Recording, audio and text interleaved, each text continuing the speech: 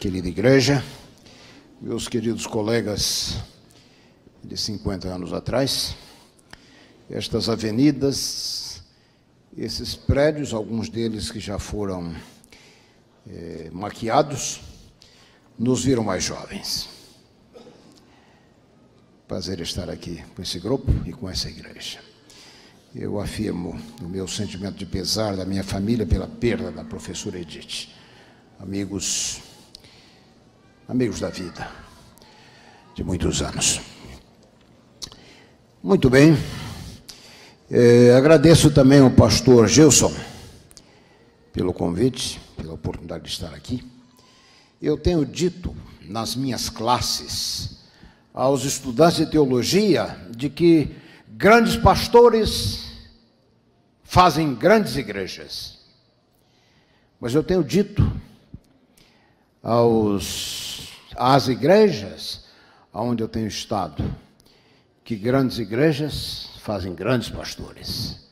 Na medida em que a igreja investe no seu pastor, na medida em que a igreja se interessa, cuida dele, manifesta apreciação, vocês verão que o pastor se desabrocha e pode fazer muito pela igreja a qual ele serve.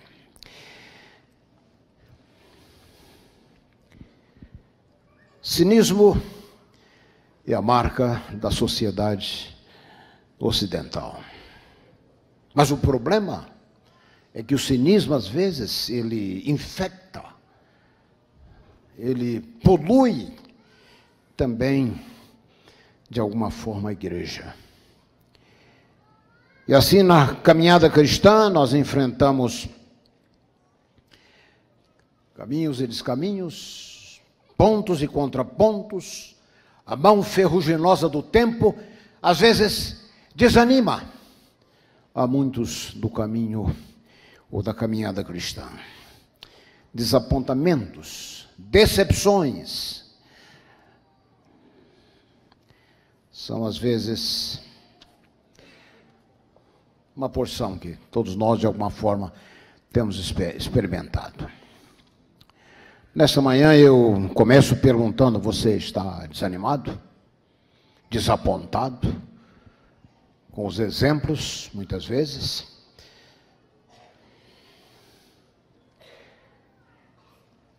Quando isso pode não ser pessoal, é pelo menos pela observação. E alguns, se não perdem a fé, perdem a esperança. E a perda da esperança é tão grave quanto a perda da fé. Assim que nessa manhã eu reafirmo o meu título: preserva a fé. E eu diria que digo que a nossa fé pode ser mantida, mas alguns estão se perguntando como manter a fé nas circunstâncias hostis nas quais você vive como igreja. Nosso exemplo e a nossa inspiração nesta manhã vem de uma sessão da carta de Paulo escrita a Timóteo. Essa sessão escrita por um dos maiores pregadores do Evangelho, o apóstolo Paulo. Curioso é que Paulo, que escreveu a mais sublime definição ou anatomia do amor em 1 Coríntios 13, a primeira vez que nós encontramos essas mãos no livro de Atos, elas estão sujas de sangue. Mas o apóstolo Paulo encontrou-se com Cristo e foi radicalmente transformado, e o homem que se levanta da poeirenta estrada de Damasco é outro. E naquela ocasião, ali nasce o maior intérprete humano do Evangelho. E aqui na sua carta, 2 Timóteo, no capítulo 4, ele diz, começando aí no verso 6, e quanto a mim estou sendo oferecido por aspersão, e o tempo da minha partida está próximo. Essa palavra do Novo Testamento grego, partida, ela era aplicada para os navios que desancoravam. O tempo da minha partida está próximo. Então, no nível do sublime, o apóstolo Paulo descreve a sua experiência: combati o bom combate. Eu gosto da expressão em inglês: I fought the good fight, combati o bom combate. Acabei a carreira, guardei a fé. E desde agora a coroa da justiça me está preparada. Paulo escreve estas palavras sob circunstâncias extremamente desfavoráveis. Ele havia sido julgado e aprisionado, sabendo que pouco tempo lhe restava. E é significante notar que em outras cartas o apóstolo Paulo fala de planos, fala de decisões, fala de coisas que ele planeja fazer, lugares que ele deseja visitar, mas como embaixador de Cristo. Mas nessa carta nós temos uma mudança de tom. Nessa carta a Timóteo nós encontramos um outro tom. A sua iminente execução parece ter eliminado momentaneamente ou cancelado qualquer expectativa quanto ao futuro imediato. Futuro imediato. O contexto da sessão que lemos aqui, ele vai do capítulo 4 até o 18. E eu quero relembrar dessa manhã e disso extrair aquilo que eu gostaria de dizer a quem porventura esteja desanimado, a quem porventura se sinta desmotivado. O tempo da minha partida está próximo. Combati o bom combate. Acabei a carreira. Guardei a fé. Aqui nós encontramos uma calma quase olímpica, uma confiança serena, a certeza de que sua vida não havia sido em vão. Os talentos, os dons, ou o que quer que Deus lhe houvesse confiado, foram fielmente utilizados. Paulo utilizou o seu melhor, nada menos que o seu melhor. Paulo considerou-se sempre sob ordens. Essa expressão é muito forte, ela faz sentido para aqueles que já serviram o exército, sob ordens, estar sob ordens. E foi assim que ele se sentiu, e foi assim que ele viveu. E ele, de fato, chega a afirmar que ele não foi desobediente à visão celestial. Nada de incerto, ele diz numa ocasião: eu sei em quem tenho crido. Nada de incerto nas suas palavras, nenhuma dubiedade no final da sua carreira acidentada. O apóstolo que lutara como um gigante em infindáveis escaramuças. O tempo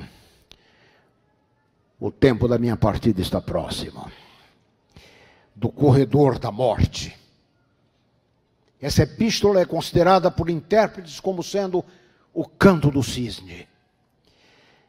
Paulo examina as memórias, investiga os porões da sua trajetória desde o seu chamado, quando ele havia se levantado cego da estrada de Damasco.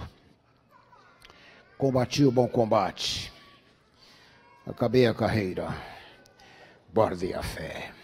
Metáforas que são extraídas do mundo olímpico dos seus dias. Ele nos lembra que a carreira não está ganha até que a linha de chegada seja cruzada. Guardei a fé. Esse é o extraordinário testemunho de Paulo, que assume maiores proporções quando nós observamos os versos que seguem. Nas linhas seguintes, Paulo menciona o desalentador fracasso de alguns dos seus companheiros. Disse ele: Demas me desamparou, amando o presente século verso 10 do capítulo 4. Demas me desamparou, me abandonou, amando o presente século, mais que ao Senhor. Alexandre, diz ele ainda, no verso seguinte, verso 14, Alexandre me causou grandes males. E mais ainda, ele diz que toda a igreja de Roma me negligenciou. Nas escuras horas que antecedem a sua execução, ele disse: ninguém me assistiu. Paulo está escrevendo a um amigo, um companheiro de 2 jornadas missionárias. Leia o relatório final em 2 Timóteo, capítulo 4, verso 9 em diante. Ele está aprisionado numa escura cela mamertina, úmida, desamparado, ameaçado de maiores sofrimentos com a aproximação do inverno, falta de material de leitura, falta de um mínimo de conforto, ferido pelas ações de 2 cobreiros e pelo abandono de toda a igreja. Contudo, mesmo assim, ele diz: guardei a fé. Guardei a fé. Paulo está aqui dizendo basicamente 3 coisas, 3 círculos que eu gostaria de considerar com vocês nessa manhã. Paulo, em primeiro lugar, está nos dizendo que nós podemos guardar a fé a despeito, apesar dos desencantos, das desilusões da vida cristã. Paulo havia experimentado amargos desapontamentos. Não termina os seus dias como um aposentado, com todas as medidas e provisões tomadas, as garantias para conforto e segurança na velhice. Ao contrário, nós o encontramos num canto de uma cela escura e fria. Mas certamente Paulo havia se lembrado de que Cristo havia lhe dito de quanto ele deveria sofrer por causa do seu nome. Ao longo da sua vida, houve experiências que poderiam ser descritas apenas como trágicas. Em Atos 16, nós encontramos o apóstolo Paulo e Silas, aprisionados, espancados, acorrentados a um tronco. Eles poderiam ter reagido de forma diferente. Poderiam ter reagido em amargura, em queixas, se tornado hostis, mas eles guardaram a fé.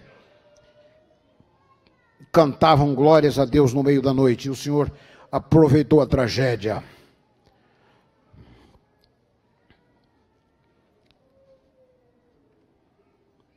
para transformar aquilo num reavivamento. Você está enfrentando situações difíceis? Eu tenho escrito, tenho pregado, tenho dito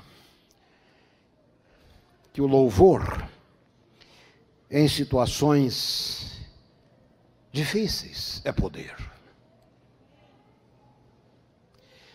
Louvor em situações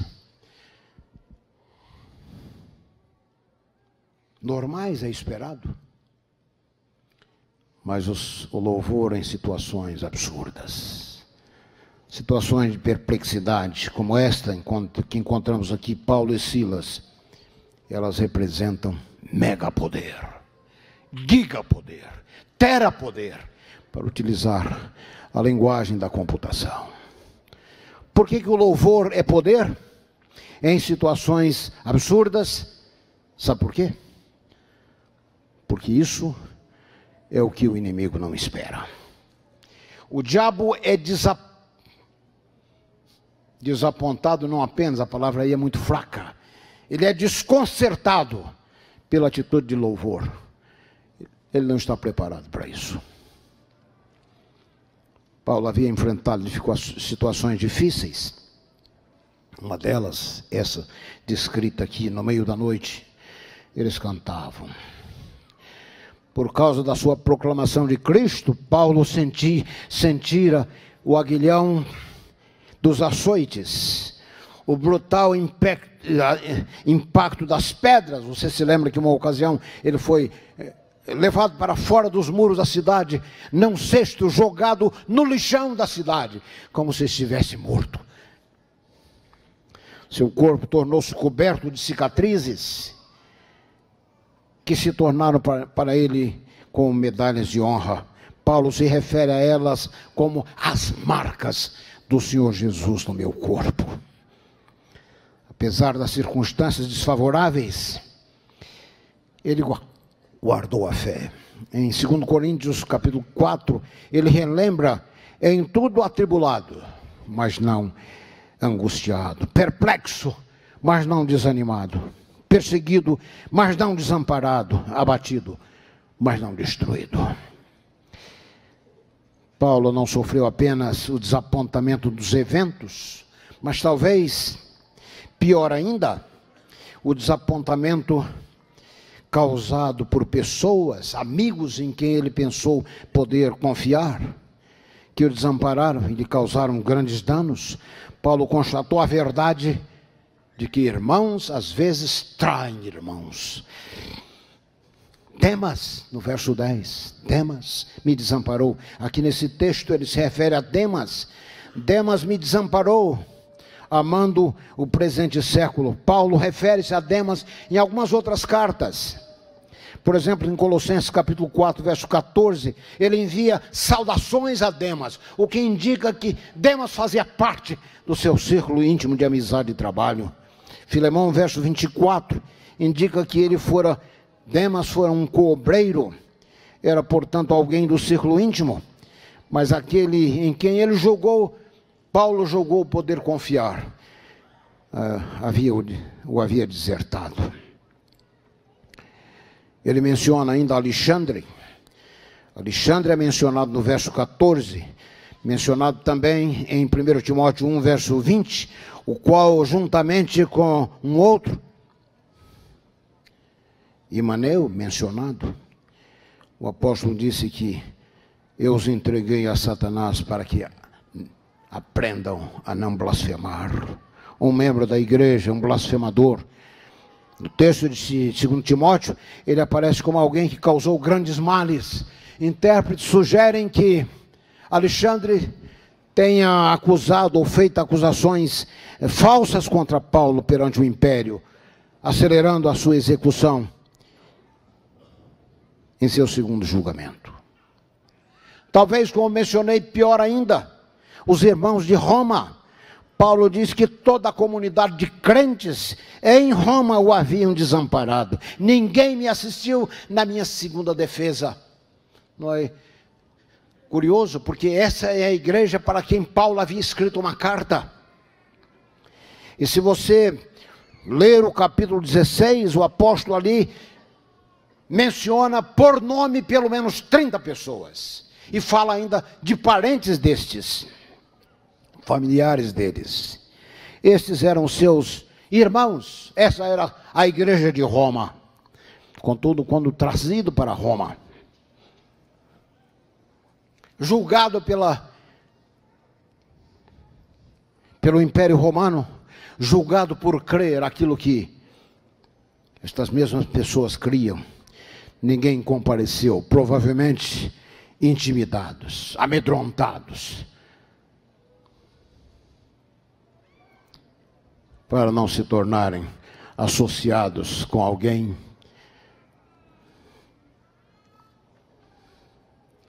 que recebia do império as acusações atribuídas a Paulo. Todos nós sabemos de que nada é mais confortante do que a presença de um amigo em crises, em momentos de crise.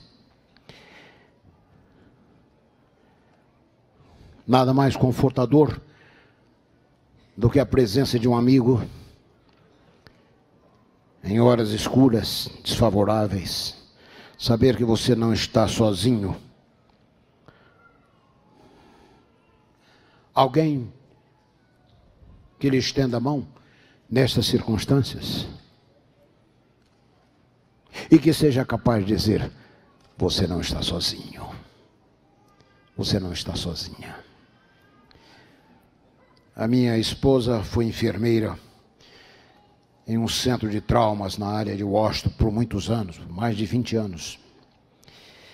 E ela dizia que ter visto pessoas idosas morrerem.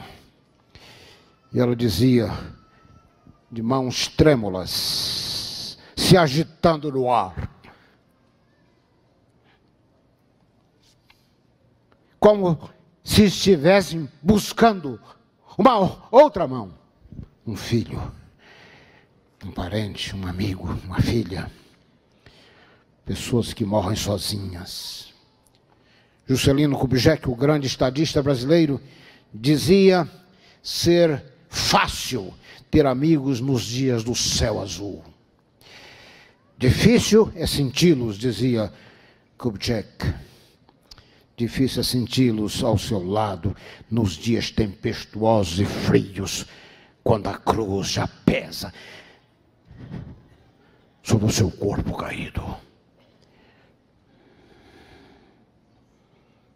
O apóstolo Paulo não teve o conforto dos irmãos de Roma. Segundo ele, todos me desampararam, me abandonaram. Pergunta como você reagiria a tais deslealdades. Como é que você se comportaria? Veja como o apóstolo se comporta. Nenhum sentimento de reação, nenhum sentimento ou atitude de revanchismo, nenhuma palavra contra Demas, nenhuma palavra de revanche contra Alexandre. Que o Senhor lhe pague. Acerca da igreja de Roma, que o havia desamparado, vemos no verso 17, ele diz que isto não lhe seja imputado. O apóstolo se eleva acima das ofensas e está aqui praticando aquilo que ele havia ensinado naquela carta aos Romanos, quando no capítulo 12, verso 17 a 19, ele disse: a ninguém pagueis mal por mal, não vos vingueis a vós mesmos, porque a vingança pertence ao Senhor.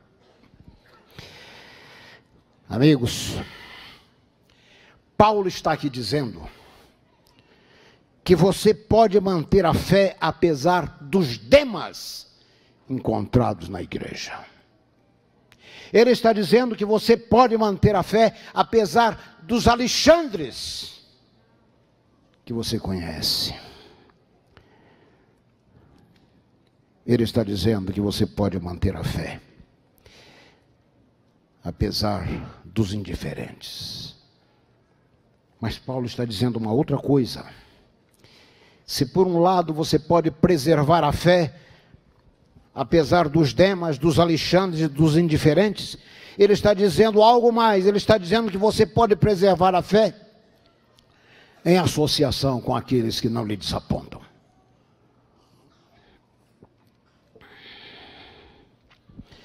Você pode manter a fé em associação com aqueles que não lhe decepcionam. Verso 11, ele diz: Lucas está comigo. Lucas, um homem extraordinário.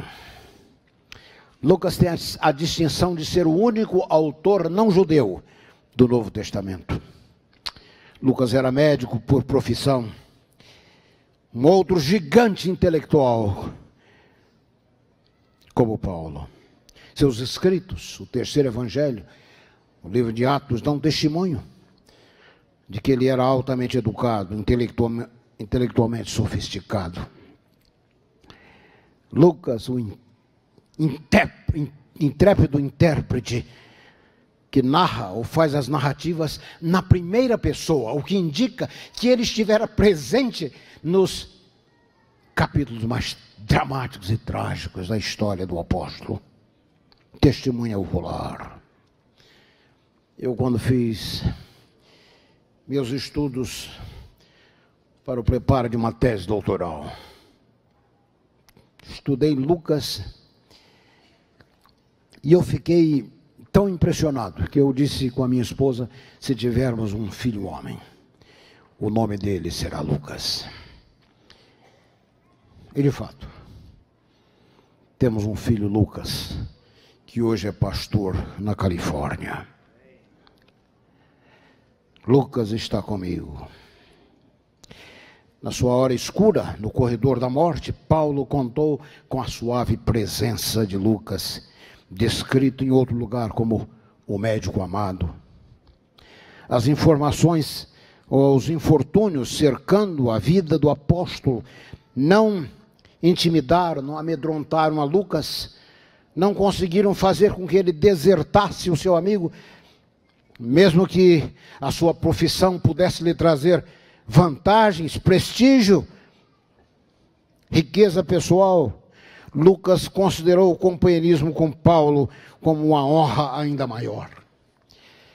Lucas é a brilhante demonstração do que podem fazer os dons consagrados ao serviço de Deus. A carta é ainda dirigida a um outro amigo. Veja no verso 9, procura vir ter comigo depressa. No imperativo, procura vir ter comigo depressa, uma confiança clara. Paulo está escrevendo a esse amigo, Timóteo, verso 13. Paulo diz ainda que ele deveria trazer um outro amigo, traze Marcos. Ele instrui Timóteo a trazer Marcos.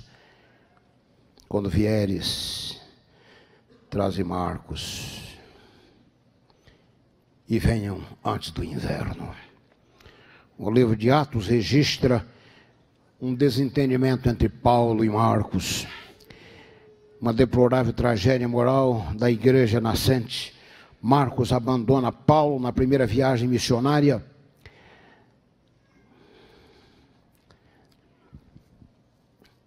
Segundo Atos 13, houve uma divisão. E posteriormente, em Atos 15, Marcos forma uma dupla missionária com Barnabé. Contudo, entre Atos 15 e 2 Timóteo 4, Paulo e Marcos se reconciliaram. Tudo esquecido, tudo perdoado. Eles, afinal, compreenderam que tal divisão era desnecessária e mesquinha diante do extraordinário chamado feito a eles. Tenho visto, e aqui abro uma janela, tenho visto igrejas divididas sobre coisas muito pequenas. Gostaria de lembrar a você, querido irmão, querida irmã, o seu real inimigo não é o João, Pedro, Antônio ou Maria. Esse não é o inimigo. Você tem que considerar isto. Muitas vezes, pessoas podem funcionar como instrumentos do inimigo, mas estes não são o real inimigo.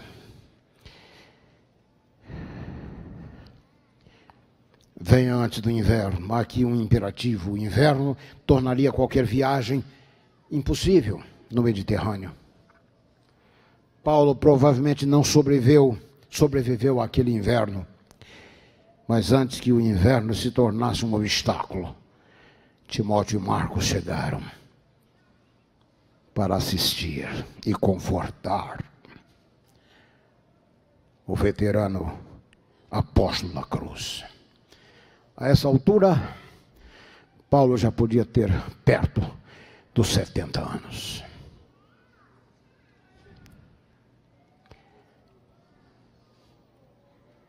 Não esteve sozinho, afinal. Meu querido irmão, se por um lado você pode manter a fé, apesar dos desapontamentos, dos desencantos, apesar dos Demas, apesar dos Alexandres, apesar das indiferenças, você, por outro lado, pode manter a fé em associação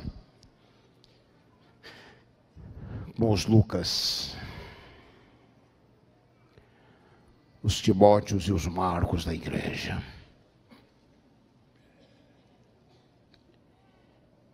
Mas Paulo está nos dizendo uma terceira verdade, ainda muito mais gloriosa, porque afinal ele disse no verso 17: o Senhor me assistiu e me fortaleceu.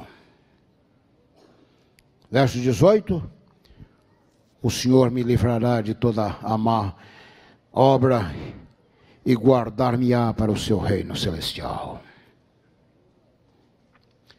Paulo não se tornou vítima dos dodóis, dos milindres, das hipersensibilidades tão comuns hoje, nessa era de pressa. Sua experiência passada não garantia a ele imunidade de sofrimentos, e ele entendia isso aí. Mas ele estava certo de que o Senhor estaria ao seu lado, fortalecendo-o a cada milha, a cada quilômetro, a cada centímetro do caminho. Fé para o apóstolo não era algo flutuando ao sabor do vento, como um tobogã.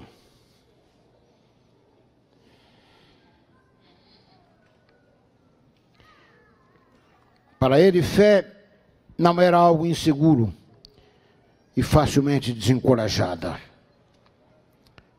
Ele dissera, como mencionei antes, eu sei, noutra circunstância, em quem tenho crido.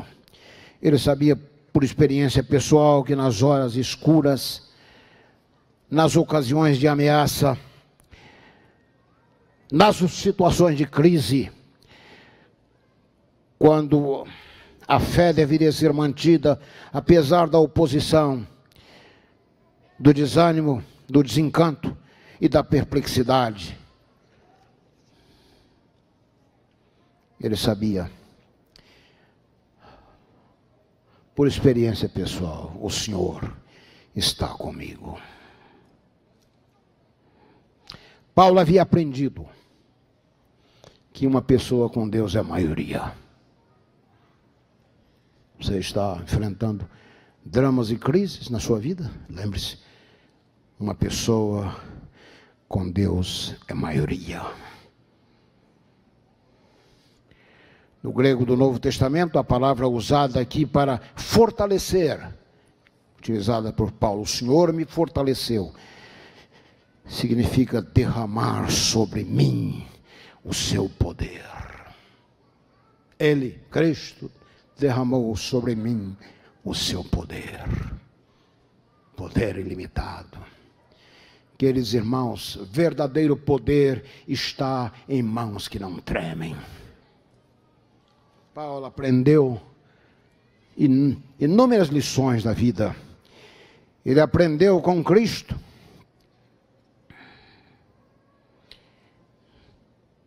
A não se deixar intimidar com a proximidade da morte, por exemplo. Ele aceita o inevitável.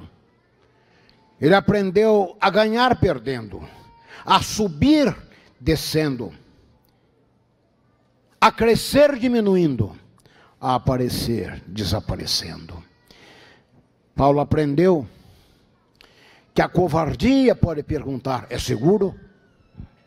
A conveniência pode perguntar, é politicamente correto? A vaidade pode perguntar, é popular? Mas Paulo havia aprendido que a consciência do dever pergunta, é correto?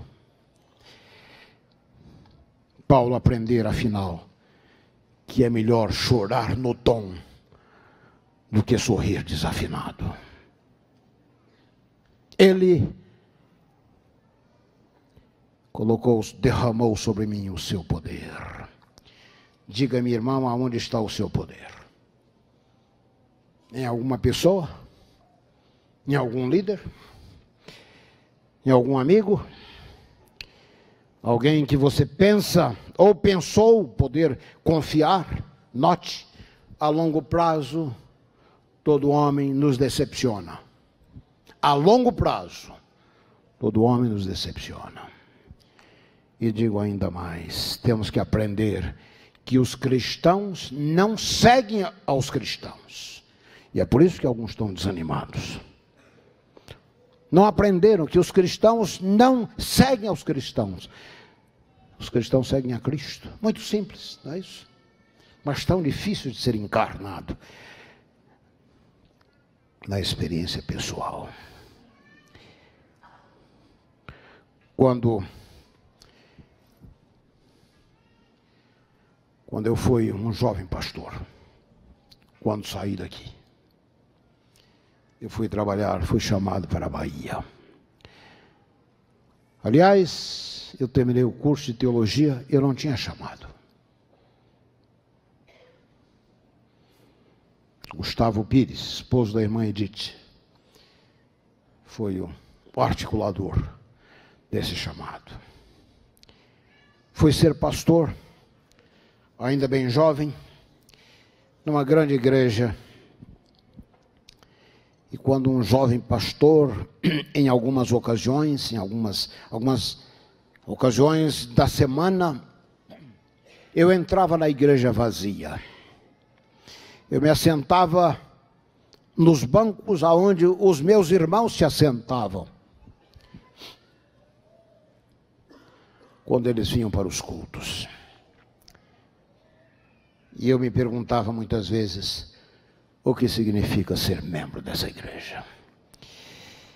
Eu pensava nas pessoas que vinham e ali se assentavam, e o rosto de muitas delas me vinham à mente. Eu estava consciente de que tínhamos ali cristãos desapontadores. Eu estava consciente de que nós tínhamos ali alguns Demas, alguns Alexandres, alguns indiferentes. Tem você visto os Demas, os Alexandres e os indiferentes na igreja?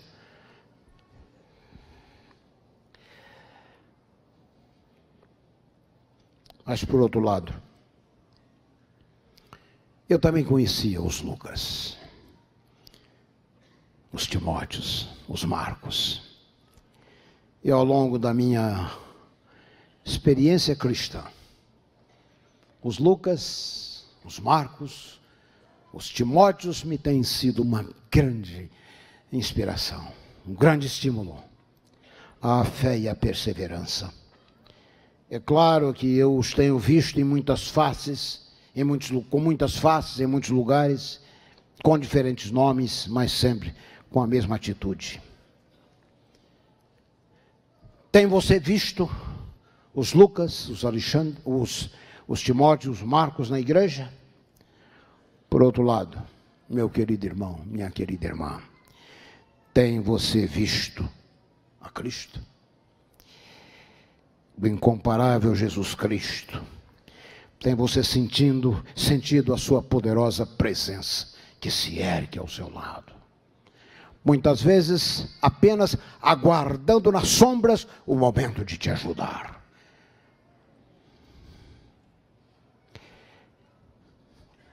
Gostaria de lembrar a você que Jesus Cristo é o mesmo. Ontem, hoje, para sempre. O Deus